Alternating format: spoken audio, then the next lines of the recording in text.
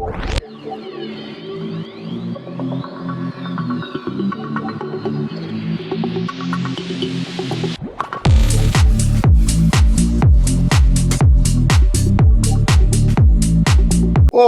estamos aqui em mais um acesso do podcast e dessa vez temos dois ilustres convidados que vêm aqui debater justamente como é que o Rio de Janeiro continua protagonista no contexto não só nacional, mas a nível mundial em excelência de inovação, empreendedorismo, startups.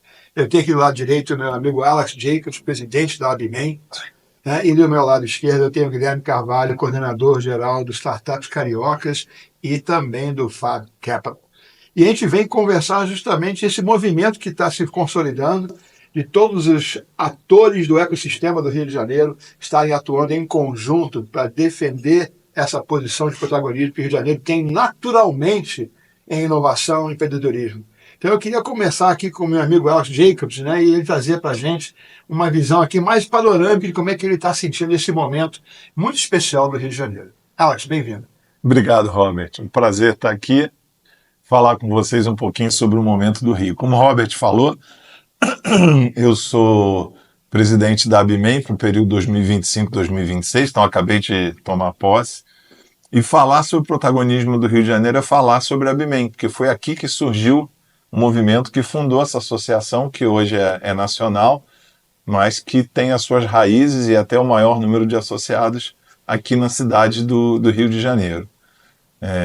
Bom, quanto à tua pergunta, Robert, eu acho que para a gente que está já há algum tempo nessa jornada, a gente olha para trás e vê o quanto que a gente já evoluiu aqui no Rio de Janeiro, em relação ao que existia há décadas atrás. Mas quando a gente olha daqui para o passado, a gente fala assim, poxa, eu já queria ter feito isso, aquilo. Não eu pessoalmente, mas o ecossistema. Então acho que está na hora da gente parar e fazer essa reflexão para onde que a gente realmente quer ir, né? Tanto juntando a iniciativa privada como governo, ou melhor ainda, Estado, né?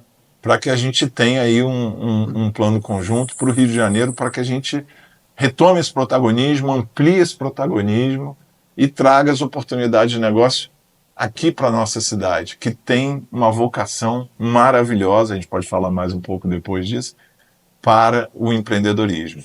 Não, sem dúvida, né? E aí eu trago aqui o meu amigo Guilherme, que coordena a Startup Cariocas, né? E a gente tem que fazer com que as nossas startups ela entendam que aqui é a base delas e elas podem operar em excelência, independente de ter que sair para algum outro mercado para poder atuar com sucesso. Então, Guilherme, bem-vindo, obrigado pela sua presença. Prazer meu. E aí eu queria que você compartilhasse aqui a sua visão panorâmica nesse momento que a gente está vivendo. Como a gente conversava nos bastidores, né, e várias outras conversas que a gente vem ao longo do tempo, se a gente não aproveitar e não surfar nesse momento que o Rio de Janeiro está vivendo, talvez essa oportunidade não volte a ter nas próximas décadas. Então a gente está falando aqui de investimento que a gente vem fazendo, muitas startups nasceram aqui no Rio e a gente vem perdendo esse protagonismo para outros estados, para outros ecossistemas, justamente por alguns detalhes que a gente vai debater aqui, e a gente precisa resgatar isso, né? E aí, somente com essa união, com esse alinhamento de interesses, alinhamento de expectativas, a gente vai conseguir resgatar o papel que o Rio de Janeiro sempre teve, né? De pioneirismo aí, desde Barão de Mauá, né? A gente conversando aqui nos bastidores. E uma coisa que você tocou em relação a negócios, né? A gente tem muito recursos de empresas, de negócios, startups aqui no Rio de Janeiro que a gente não precisa nem, talvez, buscar nem fora do estado, nem fora do Brasil para suprir as nossas necessidades e evitar que essa evasão das startups também saiam daqui para São Paulo, para outros estados, para o sul, para poder buscar até a própria ascensão. Acho que a gente tem aqui muita qualidade em todos os sentidos para poder alavancar todo o ecossistema de inovação de startup.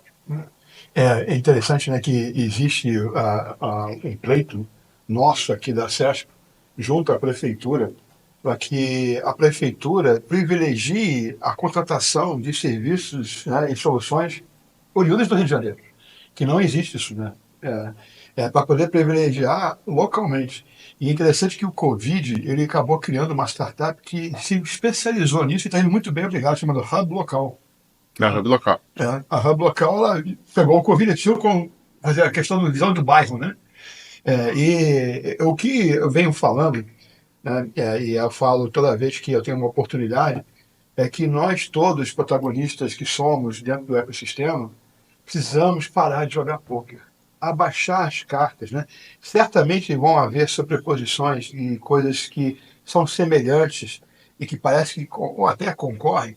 Mas, peraí, ambos, concorrendo ou não, contribuem para um algo maior, né? E aqui no algo maior, que é o Rio de Janeiro, que eu falo aqui na SESC, se a gente brigar por um bolo primeiro, né, e contribuir para esse bolo, o bolo vai crescer, vai ser maior, e aí a minha fatia individual também vai ser melhor e maior, né?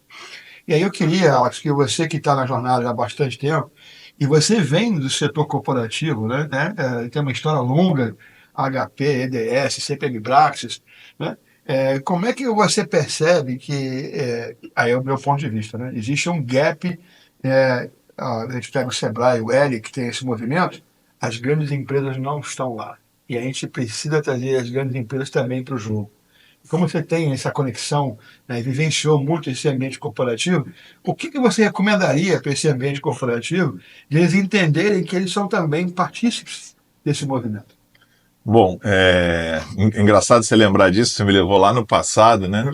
E só quero lembrar de uma coisa, porque nós já trabalhamos juntos, inclusive, para quem não sabe. Teve um momento que a gente trouxe startups da Índia, dos Estados Unidos, tá, para o Rio de Janeiro, né?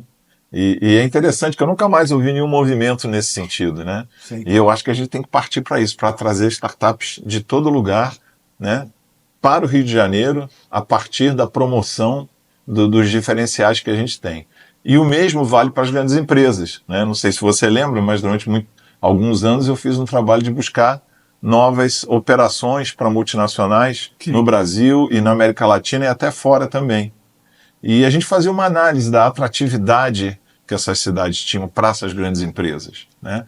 Então, e um dos pontos principais é que a cidade comporte essas empresas, ou seja, tenha toda a estrutura que o Rio de Janeiro sem dúvida tem, né? Como uma grande cidade, um polo de turismo, um polo econômico, não há a menor dúvida sobre isso, e que tenha uma quantidade de mão de obra, como a gente chamava, não chama mais assim, né? Mas de talentos disponíveis para essas empresas, porque no fundo não importa se somos investidores, empreendedores, mentores, somos todos pessoas, né? E precisa existir essa disponibilidade, né? Com competência, com formação, com experiência, e a gente tem isso disponível no Rio de Janeiro. O que eu acho que falta é a gente articular isso, não como como governo, Estado, não como sociedade civil, mas em conjunto, para que essas empresas entendam que a gente tem um plano de longo prazo. Tá? Isso era muito comum quando eu ia fazer esses estudos. Eu conversava normalmente com o prefeito, o governador, e tentava entender o que existiam de projetos de longo prazo. Tinham prefeituras que tinham, por exemplo, projetos de 10, 15 anos. Isso me dizia o seguinte: eles estão compromissados realmente com transformar uma cidade como Recife, por exemplo, que foi uma das que eu visitei, entre outras, num polo, que foi o que aconteceu a partir do Porto Digital e outros atores que estão lá. Então, eram projetos de décadas, e não projetos de 1 ano, de 2 anos. Acho que está faltando para a nossa cidade isso.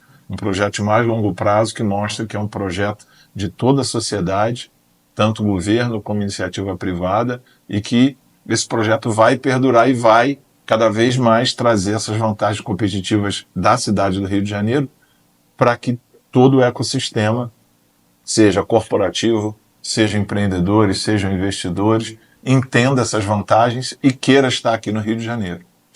Não, é interessante você falar do Porto Digital. Eu, por acaso, e foi acaso mesmo, eu fui testemunha da criação do Porto Digital. O Cláudio Marinho, que é o grande arquiteto do Porto, ele era secretário de Desenvolvimento Econômico de Recife, e eu estava em 97 dando uma palestra em Fortaleza, e ele fez parte do meu painel. E ele falou: Robert, você lá do Vale, deixa eu mostrar uma coisa para você. Ele mostrou o blueprint do que ele estava fazendo, que foi justamente uma blindagem de qualquer tempero político, conforme a gente estava conversando agora no bastidor. Então, ele, olha, isso aqui é uma coisa, é uma ONG que vai mostrar o quanto que a tecnologia é importante para a cidade e vai ficar blindado de qualquer político que entre dentro da prefeitura ou do governo estadual. Né? E aí, Guilherme, falando aqui justamente, né, estamos comentando agora no bastidor que falta um pouco essa visão da blindagem, né? E como que você percebe, dentro da sua visão, do ponto de vista, né, mais do lado do empreendedor, né, das startups, o que é percebido que falta para fazer essa blindagem? Porque liga um pouco o que o Alex acabou de falar, né, que é um plano de maior Exato. longo prazo. A gente tem, são várias variáveis aí que complementam esse pensamento, né? Mas eu queria complementar um pouco da fala dele, que é sobre cultura. A gente está vivendo uma nova cultura, né? Tanto de gerações quanto de negócios. E parte participante disso é o corporativo, que quando ele não se adequa, quando ele não se adapta, ele é desmontado, tanto visto que a gente vê aí empresas como Kodak, como tantas outras aí, se desmontaram ao longo do tempo, justamente por essa falta de adaptação ou enxergar o que está na órbita dele, que no caso são as startups, né? A gente falando de negócios emergentes. E quando você não tem essa adaptação de cultura, você não vê um crescimento ou um amadurecimento, uma velocidade no amadurecimento da inovação aberta. Então hoje se fala muito da inovação aberta, mas a inovação sempre fez parte do corporativo, até porque todos os produtos e serviços eles vão inovando para servir ao consumidor, ao consumo. Mas essa prática da inovação aberta, ela traz essa conexão com os negócios emergentes, com as startups. Então, isso é o primeiro ponto que precisa ser, de fato, maduro, para que as empresas entendam que elas precisam inovar com a ajuda das startups que estão sendo lançadas, estão sendo construídas, e até mesmo para validar novos mercados, validar novos produtos, e para ter essa interação com todo o ecossistema. Quando você não tem essa parte corporativa, né, essas corporações participando, você acaba deixando muito solitário o universo das empresas e das startups. Nas últimas décadas aqui, ou até mesmo lá fora, a gente vê o surgimento das novas tecnologias, das novas startups, você vê uma disrupção em vários serviços. E aí, quando a gente percebe que esse movimento está sendo unilateral e não junto do ecossistema, a gente começa a ter essa perda de valor. Hoje, aqui no Rio, a gente está discutindo tudo isso, inclusive com a presença do governo, com a presença do Estado. E aí fica essa provocação de que dependendo do Estado, dependendo de quem representa, entra e sai e as coisas vão se desmontando, é a necessidade da blindagem. Mas a blindagem ela só vai acontecer quando todo o ecossistema estiver reunido. E aí todo o ecossistema, seja a academia, seja o capital, seja as comunidades, seja as empresas, seja, enfim, todos os atores do ecossistema estiverem de fato unidos, aí que vai acontecer essa blindagem, independente de quem que entra, quem que sai, seja no governo, seja a empresa, as coisas vão acontecendo. A gente vê hoje... E aí, no chapéu de comunidade, por exemplo, a gente vê uma outra questão que é a falta... As startups, as empresas, elas nem sabem que existem todos esses canais, né? Eu, por exemplo, à frente da comunidade há 2 anos e meio, mapeei mais de 400 startups e nem todas elas sabiam que existiam a comunidade ou os eventos.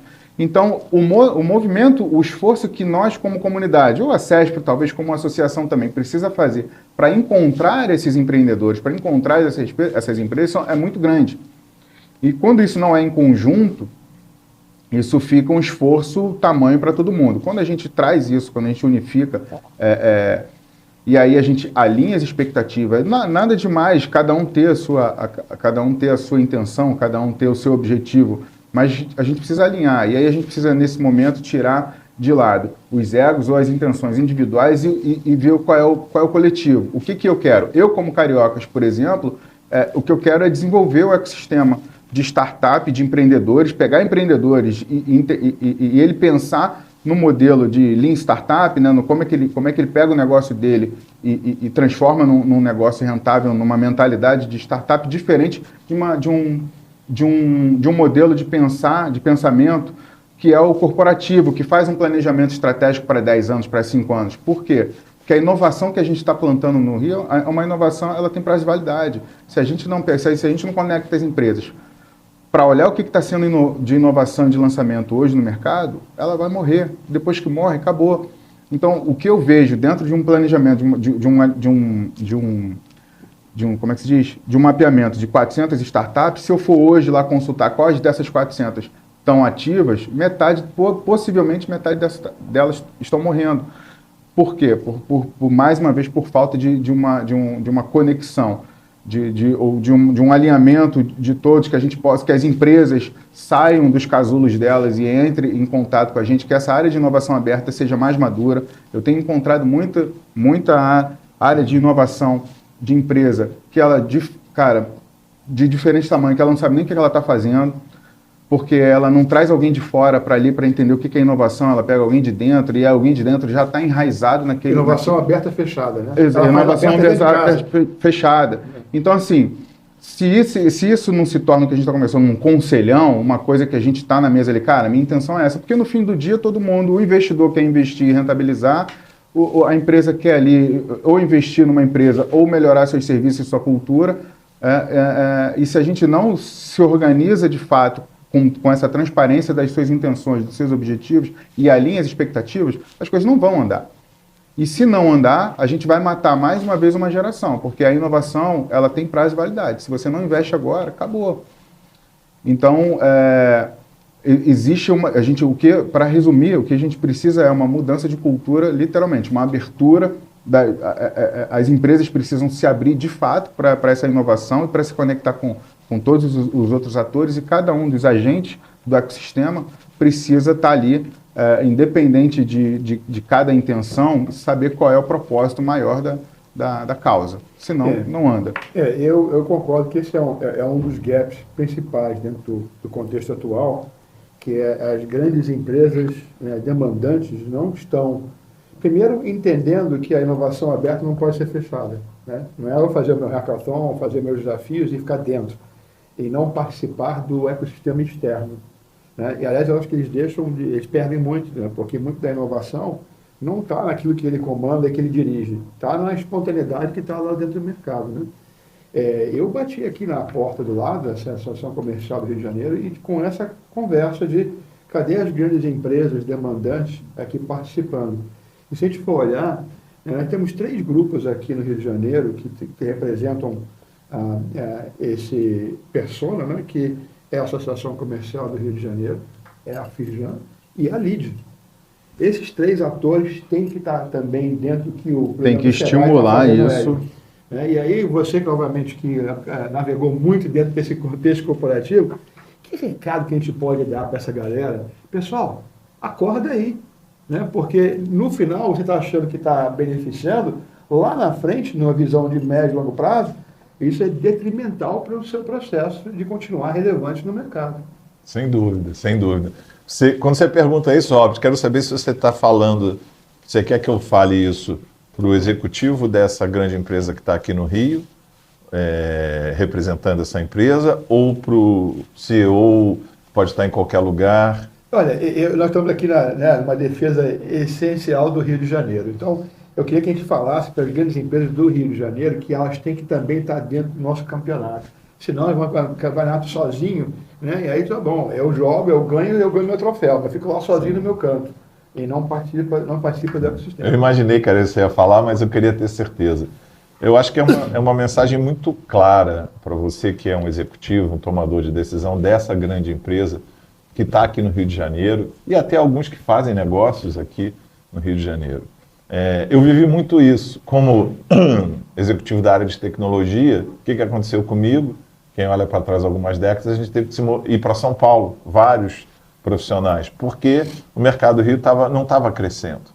E era interessante que a gente tinha uma diáspora lá de executivos cariocas da área de tecnologia, e a gente sempre conversava e todo mundo falava o seguinte: eu não queria sair do Rio de Janeiro, mas as oportunidades não aconteciam mais ali. Eu preferia a cidade do Rio de Janeiro, apesar de todas as benesses que São Paulo tinha e continua tendo, sem tirar nada de São Paulo, mas eram cariocas como nós.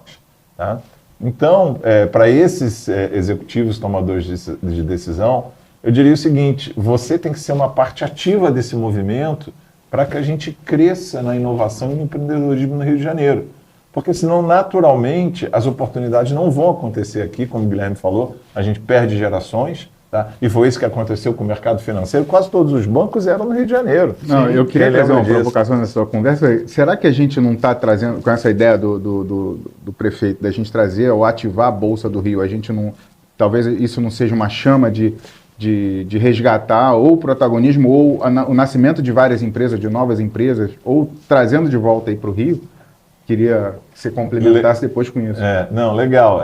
Eu acho que a gente está vendo aí um movimento para reativar o Rio. Essa é uma das iniciativas. E eu acho que a gente tem que se unir, tá? Como o Robert falou no início, o que eu acho que falta muitas vezes é que cada um olha só para o seu pedacinho, né? Só que o seu pedacinho sem o todo não funciona. É que nem aquela cidade que quer ser turística, mas o dono da pousada, que só tem duas, eles se unem e não querem que tenha mais nenhuma outra pousada. Aí aquela cidade nunca vai virar um destino turístico, porque não vai ter restaurante, não vai ter infraestrutura.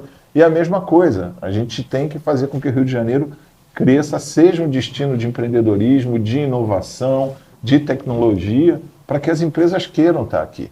Tá? Eu lembro quando eu trabalhei numa empresa, não vou dar nomes por motivos óbvios, que a gente tinha 2.000, isso em 1998, nós tínhamos quase 2.000 pessoas no Rio de Janeiro prestando serviços de tecnologia de ponta para vários países do mundo, principalmente Estados Unidos, Europa e alguma coisa na Ásia já. Isso a gente está falando de quase 25 anos atrás. Isso hoje se perdeu, tá? E basicamente era em função do potencial que a gente tinha provido pelos profissionais que eram formados aqui.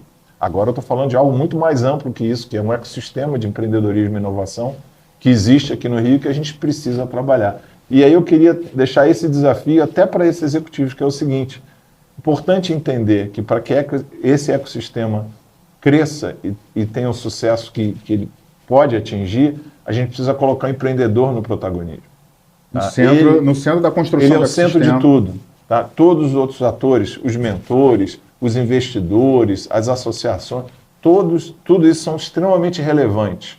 Mas o empreendedor precisa estar no centro de tudo. O empreendedor precisa olhar para o Rio de Janeiro e dizer: eu quero estar lá. Seja ele num corporate venture, seja ele num processo de criação de uma startup, mas ele precisa olhar para o Rio de Janeiro e ver: aqui eu tenho um ambiente que eu quero estar. Participar. Exatamente. Tá? Porque aí, ele vindo para cá, trazendo o negócio dele, naturalmente as outras coisas vão convergir. E esse executivo da grande empresa, né, eu sei que a maioria deles hoje quer estar numa parceria com startups, quer buscar inovação, porque as startups estão no mercado, não estão no mundo corporativo. Tá? E aí, a gente tem lançado, inclusive, o Acesso para Acelera, né? Dentro desse contexto empresarial, verticalizado, justamente para poder trazer isso próximo. Mas eu vou fazer uma provocação aqui do lado de cá, porque eu acho que esse executivo, qual a gente está falando, né, ele fala do empreendedor, mas o empreendedor não está preparado. Ele não conhece de riscado, não conhece do mercado. Aí eu pergunto, o que nós devemos também estar pensando em fazer para melhorar essa atratividade e capacidade de execução dos empreendedores? Porque existe uma certa poesia também, né? A gente está acelerando já desde 2013 e aparece muito mais poesia do que contundência e visão clara de um problema para ser resolvido. Então eu acho que a gente também tem que ajudar o lado executivo, olhar para o empreendedor. Não, esse cara aqui pode fazer a diferença. E o que nós podemos fazer a favor dos empreendedores? Primeiro, se alicerçar na realidade. Tá? A gente viveu nos últimos 10 anos aí, muito playbook de Vale do Silício, do romantismo, do que é empreender e fazer um PPT e ir para o mercado para buscar capital para realizar o próprio sonho. E empreender não é sonho. Empreender, ele é um estilo de vida. Empreender é um... Como é que se fala? Me fugiu a palavra aqui. É um propósito. Empreender é muito mais do que simplesmente eu realizar o sonho o hype de ser empreendedor. Então, assim, quando você empreende, eu, por exemplo, quando eu comecei muito cedo, mas no meu primeiro negócio, que foi investir no setor de beleza, aí eu comecei a ter salão, barbearia e tal, ali o meu propósito, além de servir, de gerar, a geração do impacto que eu tinha na sociedade, ele estava se formando. Eu, quando aprendi, por exemplo, com um cara, eu vi um cara que ele tinha 300 salões de beleza no mundo. Eu falei, cara, se esse cara conseguiu ter 300 salões de beleza, eu posso chegar lá também. Aí eu conheci no Brasil um cara que já tinha 50. Falei, pô, eu quero empreender nessa... Isso dá... Minha família era uma família trabalhava nesse segmento. Só que quando você tem um salão de beleza simples, cara, você tem 50 funcionários, eles são 50 famílias. Se cada família daquela ali for homem, mulher e um filho, né, você multiplica. Então, quando você vê o impacto que isso gera na cadeia, você vai muito além do que simplesmente o seu olerite, o seu plorabore, ou o seu investimento ali que você está rentabilizando. Então, assim, isso é o primeiro ponto que eu vejo na comunidade, no empreendedorismo, um pouco disso, de que os empreendedores, ainda tem muito empreendedor que ainda está iludido.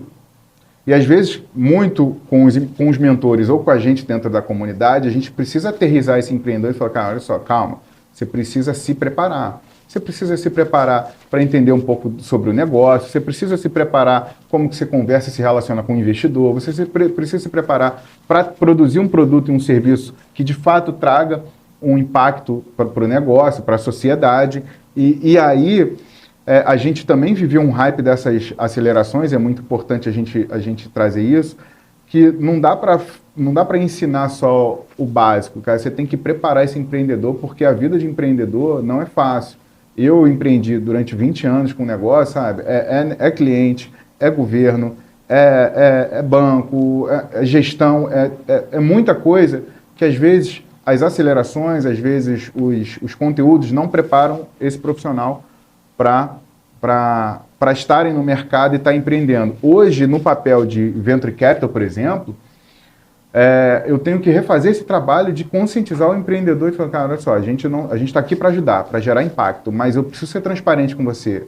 Eu estou alocando o recurso, seja meu, seja de outros investidores no teu negócio, e o objetivo é claro, é rentabilizar isso daqui e sair, porque alguma coisa tem que justificar eu tirar esse dinheiro de uma poupança, de umas ações, de qualquer outro tipo de investimento, que me dá uma segurança muito maior e tomar esse risco para esse tipo de investimento aqui alternativo, e alocar no teu sonho. Eu não estou construindo o teu sonho, a gente está aqui para construir um negócio. E aí o empreendedor precisa aterrissar, de fato, eu não estou aqui querendo vender e eu acho que falta, eu venho sentindo do que o nosso papel também precisa trazer e aterrissar esse empreendedor para a realidade. E o maior desafio é você construir esses empreendedores, porque eu, por exemplo, fiz nos últimos 6 meses 200 avaliações de startups. Dentro das avaliações entre mercado, produto, financeiro, tem o time. E às vezes dentro do time o empreendedor ele não está pronto para você botar um cheque na mão dele de 100 mil, de 500 mil, de 1 milhão, de 5 milhões. O que ele vai fazer? Qual é o mental dele? Qual é a experiência? Enfim, uma série de coisas. Então, se a gente não ajudar nessa formação de base, e isso é uma coisa que eu, dentro da Cariocas, sempre estou ali, cara, a gente precisa formar, ajudar. Porque eu passei por isso. Eu tinha uma formação, tinha experiência na gestão. Quando eu saí do negócio tradicional e vim para a tecnologia, que eu montei minha primeira startup, depois a minha segunda, cara, era um mundo novo. Eu não sabia me relacionar, nem como eu abri o meu CNPJ, em qual KNAI que eu tinha que usar ali para, de fato, fazer o meu produto. Então, tipo, tudo que eu passei nessa minha jornada de aprendizagem é o que hoje os mentores e eu faço um trabalho de conscientizar. E acho que isso é o nosso maior desafio, porque também não adianta a gente ficar aqui dialogando que o empreendedor isso, aquilo, se a gente também, como associação, como ativismo, não consegue preparar essas pessoas, homens e mulheres, para entregar para alguém que está disposto a investir, e se ele não está preparado para tocar esse negócio, seja para várias cidades, para outros países e se tornar um unicórnio. Eu acho que o nosso papel fundamental é isso. Eu falo que o empreendedor, na fase bem inicial, ele novamente está muito conectado com o produto que ele está construindo, está colocando no mercado, né? Então, sim, ele está conjugando aquele verbo empreender. Mas quando o produto consegue tração no mercado, vendeu um, vendeu dois, criou recorrência, cara, Ele tem que pensar em negócio. não, você para de conjugar o verbo empreender, agora tem que conjugar o verbo empresariar. Exato. Porque não é mais só produto. Eu tenho que ter vendas, tem que ter marketing, atendimento a clientes, suporte técnico, financeiro. Tudo, é um negócio E essa experiência que falta para ele, né? Como é que eu empresario, né? Torno o meu negócio, essa oportunidade que eu tenho. Porque aqui a gente vê, aí eu chamo do DNA cultural carioca, né? Uma inventividade maravilhosa. Criatividade, capacidade de inventiva absurda. Como é que você consolida isso dentro de uma coisa que tem mérito, né? Aí que eu falo da poesia, a poesia ou o mérito. Como é que eu tenho realmente alguma coisa que parte de uma dor, de um problema que eu estou tentando resolver, né? Só para fechar, e aí eu até... É por isso que em papel, por exemplo, como a Abimem, algumas vezes eu já vi a parceria em eventos que eu participei da Abimem, o quanto essa experiência de negócios que os mentores trazem, e consegue solidificar, consegue abrir a cabeça desses empreendedores e trazer isso aqui, olha, não é só produto. Vamos olha, é o mercado, é o processo de venda, é o processo é o financeiro, é o marketing, é isso, e como uma associação consegue alicerçar esse... Vou deixar aqui, eu tenho que fazer aqui o meu jabá, meu potencial, né? Porque o Acesso Acelera tem exatamente esse propósito. A Abimem, inclusive, é parceira. É Sebrae, a Abimem, Fusion Ventures, o BR Global e a Acesso, que trazem toda essa bagagem empresarial. Inclusive, o Acesso Acelera, na hora que ele foi conjugado, e a partir muito que a gente aprendeu, Alex, lá na UBR, né? E também tentando ser coerente com o que é a proposta de valor essencial da própria entidade que a gente preside aqui, que é a Acesso, que quando você pensa a Acesso, que é a entidade de empresas de tecnologia, qual é o principal valor que ela tem? É o mercado, né? Acesso ao mercado. Então, todo o Acesso Acelera, as 3 meses, 12 semanas, foram calibrados com essa orientação. Eu vou entregar o que é o mais importante para o empreendedor, que é entender como é que ele se relaciona com o mercado, para que ele possa efetivamente consolidar uma posição nele. Né? E gerar essa oportunidade para ser adquirido, para levar. Então, eu já deixo aqui um convite para criar as startups. Show, perfeito. E está verticalizado, né? Agora os dois primeiros foram saúde e cidade inteligente. Vem aí games, vem cybersecurity também. Excelente. E vem cidade inteligente já pediu uma nova, né? E aí o nosso NPS aí na largada tem 3 semanas que a gente está em campo, né? Das 12 que vão ser completadas. O NPS está lá no alto, né? Todo mundo super feliz. E vem muito da prática que a gente fez lá, aprendendo, né? Porque nós tropeçamos em virar aceleradora, né? A gente era muito contexto empresarial, mas o empresarial, é aquilo que você falou, Guilherme, né? Cadê o resultado, né? Eu vou investir em algo, né? Eu vou tirar daqui para botar aqui, e sim, eu gosto de ser partícipe de uma coisa que tem mérito, tem relevância, mas eu quero ver o ROI, né? Eu quero ver o ROI. E aí, Alex, né? Você está assumindo a nova gestão da Abimem, né? Você pode contar alguma coisa dentro desse contexto que a gente está falando que você pretende trazer para dentro da sua gestão dentro da Abimem? Legal. Dá um spoiler para a gente. Tá bom. Bom, vamos lá. Eu recebi o convite de alguns associados da Abimem para retornar. Eu fui o primeiro presidente, acho que eu já falei isso. A gente sempre tenta ter renovação, mas em função desse pedido e do fato de a gente fazer um aniversário de 10 anos dentro do meu período de gestão em 2026, eu aceitei esse convite, saí do conselho que eu estava participando, conselho consultivo da Abimem, e me candidatei junto com uma equipe a esse período de 2025 e 2026. Por quê? Porque a gente entende que a gente precisa dar um salto na mentoria de negócio, falando aqui de Abimem. Claro que isso nunca pode acontecer sem o ecossistema, sem os empreendedores, como o Cariocas e outras entidades aí no Brasil, sem os investidores, enfim, a gente precisa ter todo o ecossistema. Mas a gente precisa parar de pensar pequeno e precisa pensar grande e dar um salto, né? E eu acho que isso passa principalmente por uma mentoria estruturada no nosso caso. Tá?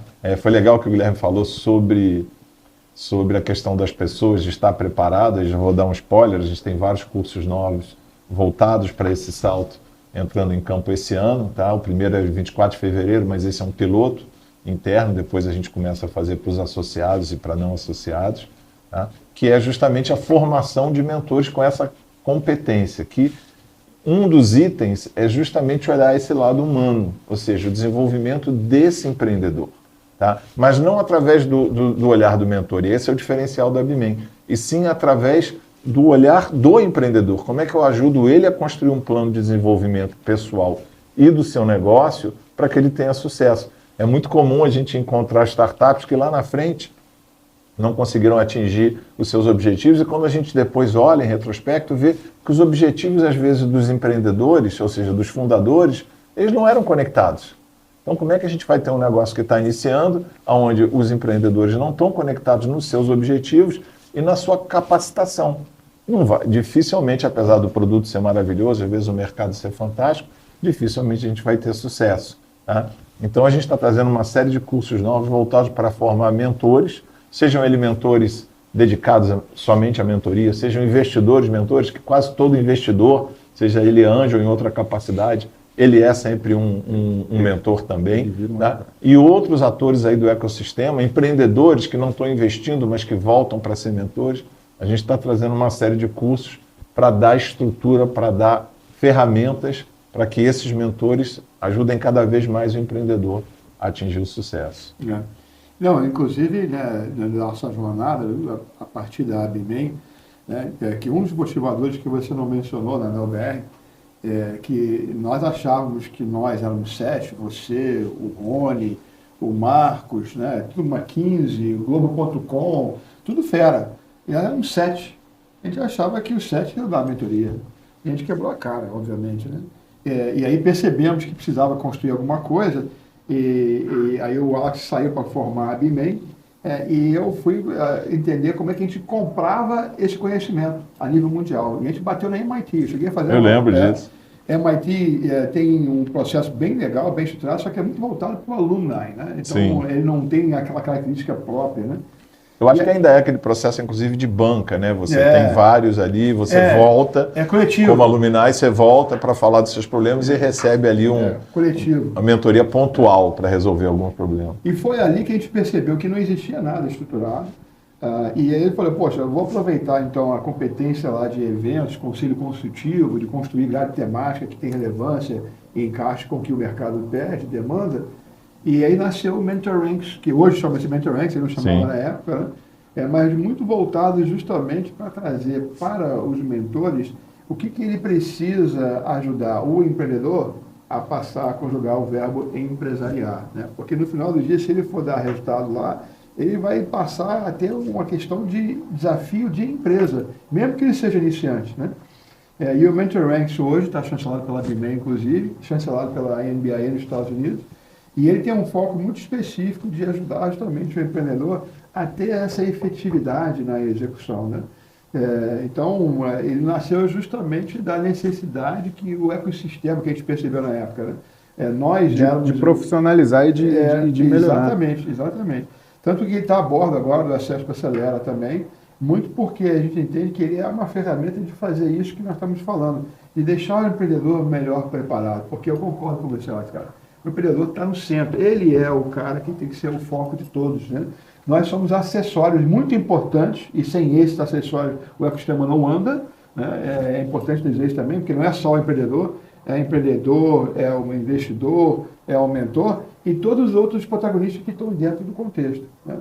E aí eu queria deixar já aqui para a Carioca Startups, né, de vir, né, porque acabou que dentro da experiência da OBR, a gente acabou criando ali uma academy, né? Porque a gente se deparou com esse problema, esse desafio. O cara chega despreparado de várias formas. Tanto que eu me lembro, a gente fazendo os bootcamps lá na sede de Botafogo, a gente resolveu fazer, vamos dar uma sacudela no cara. Então eles vinham para fazer o bootcamp sem aviso prévio nenhum, barata voa. Olha, acabou de chegar aqui uma ligação do investidor dos Estados Unidos, tem que fazer um pitch inglês daqui a 1 hora. E eles acabaram de chegar e não tinha nada pronto. Eu disse, a barata é boa, se vira, resolve aí. Né? Para ele entender que é esse nível de demanda. É o ritmo, né? É o bate-pronto que ele tem que ter pronto. Que, aliás, não. Aí eu defendo a tese que, culturalmente, o brasileiro tem uma vantagem competitiva no cenário mundial e o carioca é a excelência dessa vantagem, que é o bate-pronto. É a capacidade de pegar uma bola quadrada, matar no peito e botar redonda no chão. Né? Então, eu queria deixar já esse convite para o Carioca Startups, estar olhando mais próximo da Abimen e desses cursos que vão ajudar os empreendedores, que não é só os mentores, né? Tem muito conteúdo lá na BMEI que não é só para mentor, né? Perfeito. É para o empreendedor e para o investidor também, né? E acho que essa trinca ela tem que estar mais consolidada de uma forma onde eles se enxergam da mesma forma como contribuinte para o sistema como um todo. Perfeito. Vamos aqui chegar aqui no final, né? Eu queria então que cada um de vocês pudesse deixar uma palavra aí que você entende que é a sua principal mensagem para dar continuidade na consolidação daquilo que a gente está brigando, que é um ecossistema que está trabalhando junto, não é eu equipe, é nós equipe. Guilherme. Cara, então, complementando a fala dele, eu acho que a gente como comunidade, como instituição, como pessoas ali envolvidas na Carioca de Startups, a gente está aberto e participa de tudo que a gente é convidado, porque o nosso objetivo é esse, como comunidade, como conectar atores às iniciativas, aos empreendedores. E assim, não sei se como mensagem, mas como um complemento, às vezes é muito mais fácil quem está do lado de fora ali como empreendedor e tal, achar que quem já foi investido, quem ganhou dinheiro, quem vendeu a empresa, teve sorte. E na verdade não é só sorte, eu acho que é o preparo quando encontra a oportunidade. E a gente está aqui para gerar essa oportunidade, e quando a gente se junta para organizar todo um playbook para preparar esses profissionais, é justamente para projetar essa sorte no futuro deles, que a oportunidade está aí. Quando a gente fala de investimento, a gente fala que tem muito dinheiro na mesa, só que é difícil você chegar ali e ter todos os indicadores ou todos os quesitos que você quer investir, seja no mercado, produto, profissional, empreendedor. A gente olhando ali para o lado do programa da SESP Acelera, se esse objetivo de produzir e de preparar esses empreendedores, cara, a gente vai estar sempre junto e conectado, porque se você não se unir, se você de fato não criar esse poder, as coisas vão ficando por aí. Então, assim, a união faz a força, mas só o preparo encontra oportunidade, e aí o cara vai ter sorte, ou ela vai ter sorte. Então, a gente está aqui.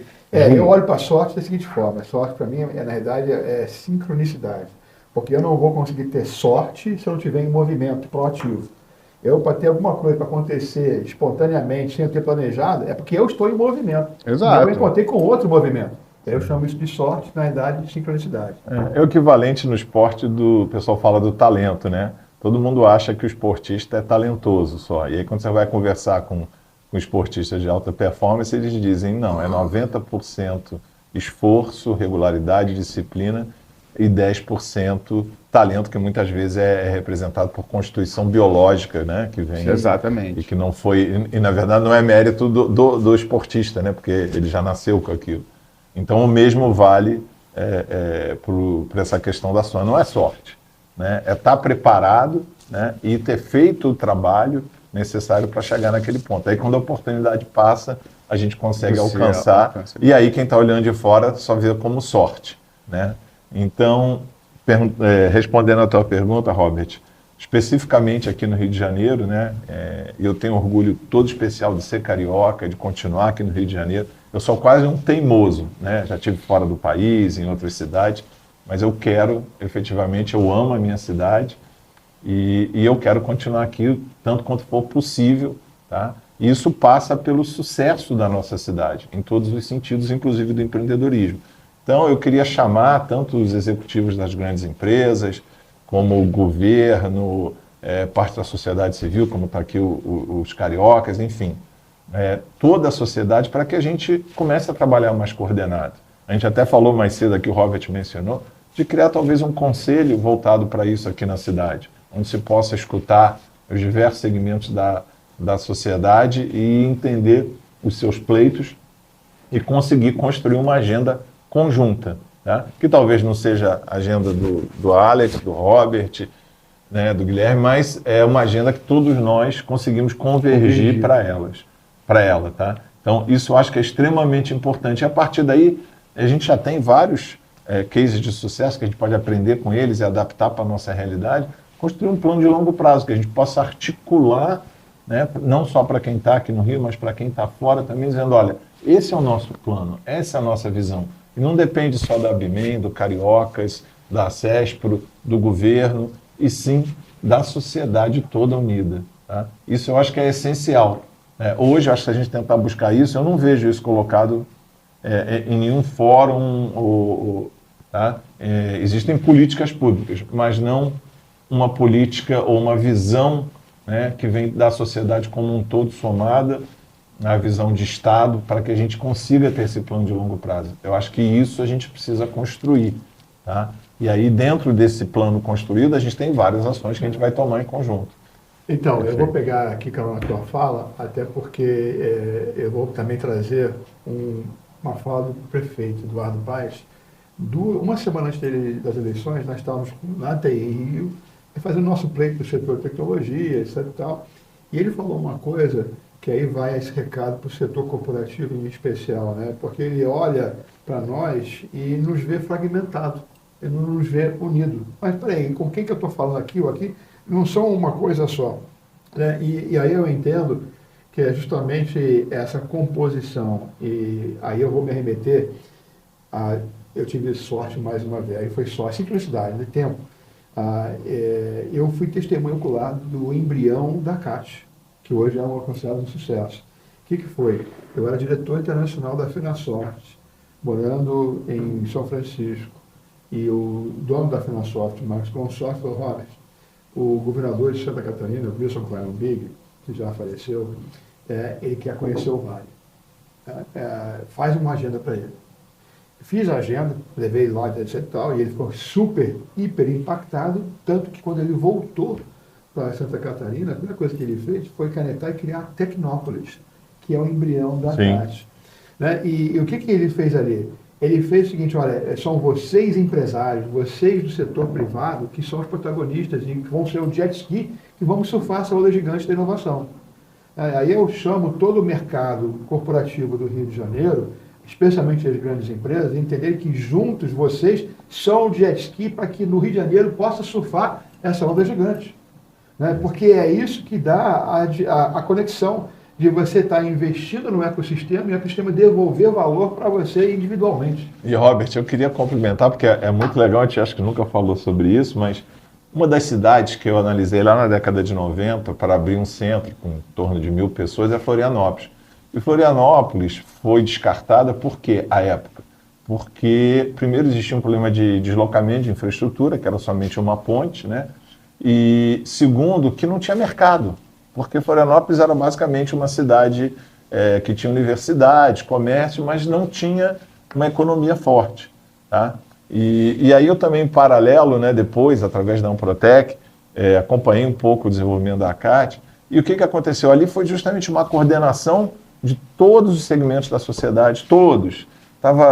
Eu não vou falar os nomes, porque eu vou esquecer algum, vou estar sendo injusto, mas eu lembro que tinha iniciativa privada, tinha o Sebrae, tinha todo mundo junto com um projeto só, tá? Cada um contribuindo com uma parte. Eu lembro que foi exatamente isso. E hoje, olha o que é a Florianópolis para o empreendedorismo. Potência. Uma potência, né?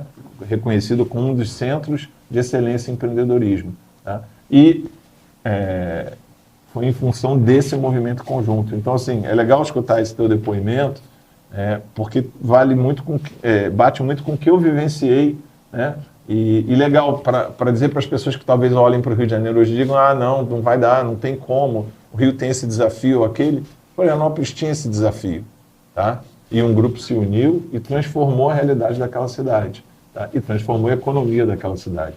Porque eu só acredito em transformação social se a gente tiver junto uma economia forte, né? Porque o dinheiro brota do mercado, né? Ele não surge do nada, ele precisa vir dos negócios para aí gerar impostos, para a partir daí gerar postos de trabalho, enfim, a sociedade roda em função da economia. E a economia se transforma através da inovação e do empreendedorismo. Muito legal. Esse podcast vai ficar bom, um bom recado para o segmento como um todo. Né?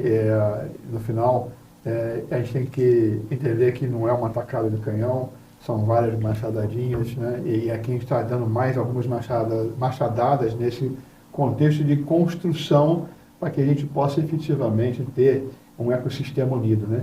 Porque aí eu arremeto novamente como é que a própria CESP foi criada. Né? A CESP foi criada a partir de uma visão, quer dizer, em 1976, houve uma concorrência desleal pelo próprio governo com as empresas de tecnologia da época.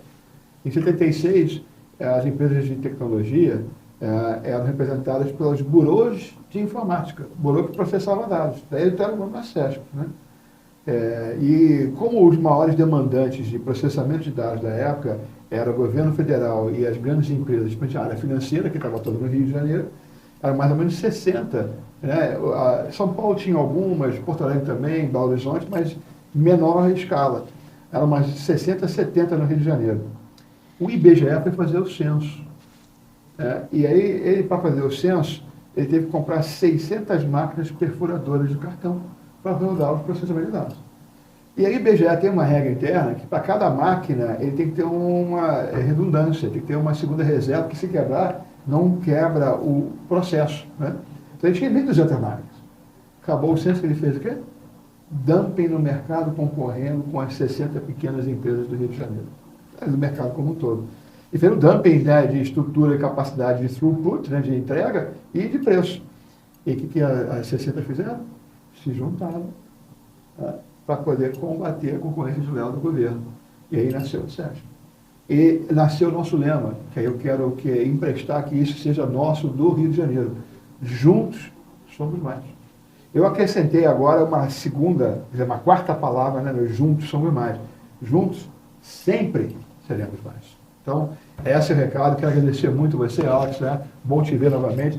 Você também, Guilherme, eu conheci aí no caminho do empreendedorismo e eu sei o quanto que você batalha aí pelas nossas startups. E aí, vamos em frente, Rio de Janeiro, estamos juntos sempre, seremos mais. É isso aí.